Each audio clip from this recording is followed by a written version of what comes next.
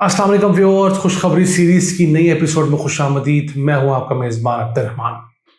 आज हम आपके लिए दो खुशखबरियां लेकर हाजिर हुए हैं। आज की पहली खुशखबरी तो जो कार माफिया पाकिस्तान के है उसका अहम रुकन टोयोटा ने ऐलान किया है कि वो पाकिस्तान के अंदर $100 मिलियन की लागत से अपनी फैक्ट्री को वसअत देगा और हाइब्रिड इलेक्ट्रिक कार्स पाकिस्तान में बनाना शुरू करेगा।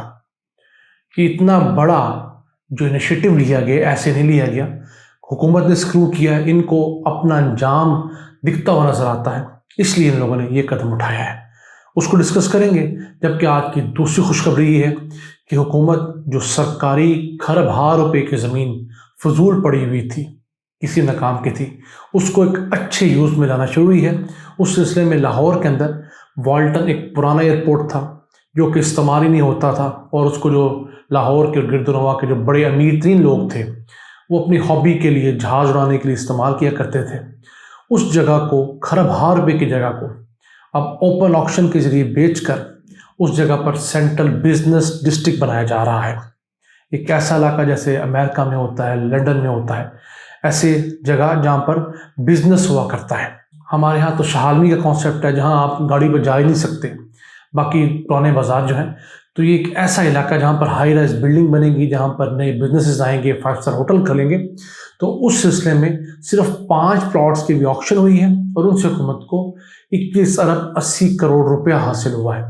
और इस डिस्ट्रिक्ट में 2.5 लाख नौकरियां पैदा होने जा रही हैं।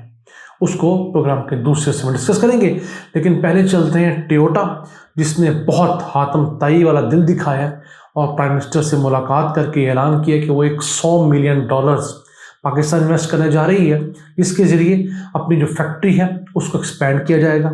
यहाँ पर जो पार्ट्स बनते हैं, सिर्फ 30% पार्ट टोयोटा के पाकिस्तान में बनते हैं औसतन, और 70% इंपोर्ट होते हैं। होंडा और सुजुकी का भी यही हाल है। तो पाकिस्तान के अंदर पार्ट्स की लोकलाइजेशन जो है उसको बढ़ाया जाएगा, ज़्यादा पार्ट्स पाकिस्तान में बनाए जाएंगे।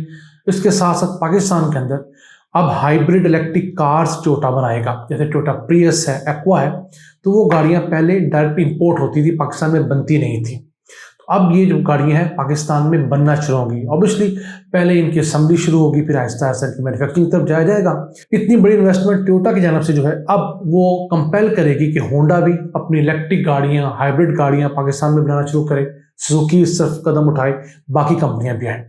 तो इस सिलसिले में हुकूमत ने 2 साल पहले कदम उठाया था।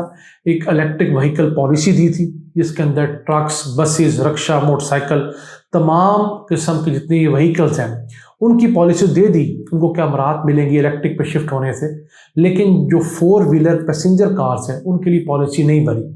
उसके अंदर रुकावट कौन था? उनके अंदर रुकावट यही 3 बड़े जो कार माफिया के रुकन है, ये रुकावट थे। इनका कहना था कि आप इलेक्ट्रिक के साथ साथ हाइब्रिड की पॉलिसी भी बनाएं।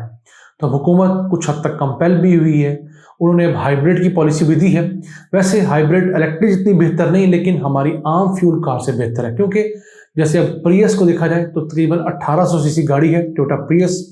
अब उस गाड़ी की जो एवरेज है 1 लीटर के अंदर वो तकरीबन 24 किलोमीटर है, जबकि उसी साइज की जो गाड़ी है वो तकरीबन 11 से 12 किलोमीटर करती है, जो आम फ्यूल पे चलती है, हाइब्रिड नहीं होती। तो इस हिसाब से डबल सेविंग है। तो पाकिस्तान का जो फ्यूल का बिल है वो $10 अरब से जायद का है। तो अब जो हाइब्रिड कार्स हैं पाकिस्तान के फ्यूल बिल में $1-1.5 अरब कमी ला सकती हैं। अब ये जो गाड़ियों से मुतालिक हुकूमत की इलेक्ट्रिक और हाइब्रिड पॉलिसी, उम्मीद है अगले अक्टूबर के महीने में पास हो जाएगी, मंजूर हो जाएगी। उसके बाद मजीद कंपनियां भी धड़ाधड़ पाकिस्तान में इलेक्ट्रिक और हाइब्रिड के ऊपर शिफ्ट होना शुरू होंगी। इसी के साथ ज़िमनी खबर है कि सुजुकी ने अपनी स्विफ्ट जो है पाकिस्तान में उसकी बुकिंग बंद कर दी है, क्योंकि सुजुकी गुज़िश्ता 20 साल से पाकिस्तान में एक तरह का मॉडल बेच रही थी। जनरेशन 1, बड़ी हद आप उसको 2 कह लें, उससे बढ़ा रही था दुनिया में। 4th जनरेशन आए हुए भी 4 साल हो चुके हैं। तब इनको मजबूरन, जब मार्केट से मार पड़ी है, डिमांड नहीं है, बहुत थोड़े यूनिट्स की डिमांड आती है, वो बनाने में बहुत कॉस्ट बढ़ती है, तो उन्होंने इसको बंद कर दिया है। अब उम्मीद है कि शायद अगले साल सुजुकी अपना 4th जनरेशन जो है मॉडल स्विफ्ट का वो लॉन्च करे। तो ये जनाब कंपटीशन का फ़ायदा ये होता है कि आहिस्ता आहिस्ता आप मार्केट से एलिमिनेट होते जाते हैं। जैसे मजबूरन उन्होंने मेहरान बंद की, इसी तरह भी स्विफ्ट बंद हुई है।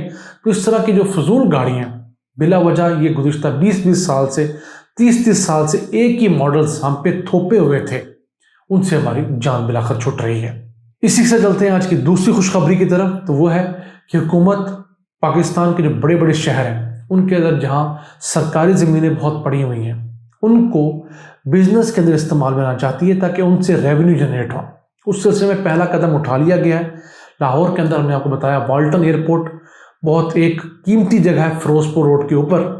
तो अब हुकूमत उसको ओपन ऑक्शन के जरिए बिजनेसेस को दे रही है जहाँ पर 5 स्टार होटल्स बनने हैं और उसके साथ बहुत सारा बिजनेस का दीगर इंफ्रास्ट्रक्चर बनना है। तो उस सिलसिले में पहली ऑक्शन हो गई है। 5 प्लॉट्स हुकूमत ने सेल करने के लिए लगाए थे। इन 5 प्लॉट्स ने हुकूमत को 21 अरब 80 करोड़ रुपए आमदन दी है। अब इस इलाके में जब पूरा इंफ्रास्ट्रक्चर बनेगा तो उससे 2.5 लाख नौकरियां पैदा होंगी और फिर इस इलाके में सालाना तकरीबन 1500 अरब रुपए का टर्नओवर हुआ करेगा। उस टर्नओवर की वजह से न सिर्फ हुकूमत के रेवेन्यू में अरबों रुपए का इजाफा होगा बल्कि मईशत के अंदर पैसा ज़्यादा इन्वॉल्व होगा। अब यहाँ पर जो फ़ी किनाल फ़रोख्त हुई है वो 42 करोड़ रुपए फ़ी किनाल के हिसाब से फ़रोख्त की गई है, जबकि शहबाज शरीफ के दौर में जो हाईएस्ट बिडिंग गई सरकारी ज़मीन की वो 10 करोड़ रुपए फ़ी किनाल थी। उस हिसाब से 4.25 गुना ज़्यादा कीमत पर ये सरकारी ज़मीन फ़रोख्त की गई है। अब इस डिस्ट्रिक्ट के अंदर ये भी फैसिलिटी दी गई है कि जो भी कंपनी आएगी उसको 21 दिन के अंदर उसका जो नक्शा होगा बिल्डिंग का जो प्लान होगा कंस्ट्रक्शन वो अप्रूव्ड मिलेगा। यानी अब कोई भी अफसर अपनी रिश्वत की खातर किसी बिल्डिंग का नक्शा एनओसी दीगर अप्रूवल्स रोक नहीं पाएगा। वन विंडो ऑपरेशन है। इस ऑक्शन के अंदर टर्की की बड़ी कंपनियों ने हिस्सा लिया, यूएस की कंपनियों ने हिस्सा लिया, तो पाकिस्तान के लिए अच्छी नवीद है। अब इसके बाद लाहौर के अंदर 2 अहम प्राइम लैंड्स हैं। एक वहादत रोड के ऊपर है वहादत कॉलोनी, जो सरकारी छोटे मुलाजमीन हैं उनकी कॉलोनी है, बहुत प्राइम लोकेशन पर है, सैकड़ों कनाल के अंदर है। तो हुकूमत उसको भी अब इसी तरह के डिस्ट्रिक्ट के अंदर कन्वर्ट करना चाहती है। उसके अंदर होगा ये कि जो मौजूदा रिहायशी हैं वो फ़िलहाल तो 1 या 2 मंजिला फ्लैट्स में रहते हैं, उनको एक बिल्डिंग बनाकर उसके अंदर शिफ्ट किया जाएगा और जो बाकी एरिया बचेगा सैकड़ों कनाल का उसको बतौर बिजनेस एरिया डेवलप किया जाएगा मॉडल लाइन्स के ऊपर, जहाँ पार्किंग की फैसिलिटी होगी, जहाँ पर वॉशरूम की फैसिलिटी होगी, जहाँ पर हर किस्म की मॉडर्न फैसिलिटी होगी।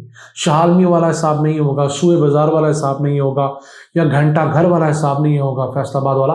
तमाम बड़े शहरों में कि आपको वहाँ जाते हुए जान निकलती है कि इस कदर चौक रोड्स होती हैं, कोई पार्किंग का इंतज़ाम नहीं होता, कोई सामान लाने के तरीके नहीं होते, बारिशें आ जाए तो दूसरा अजाब होता है। तो इन तमाम डिस्ट्रिक्ट्स के अंदर इस चीज़ का ख्याल रखा जाएगा। फिर लाहौर के बाद फैसलाबाद के अंदर भी हुकूमत ने जगह टारगेट कर ली है, मुल्तान में भी टारगेट कर ली है।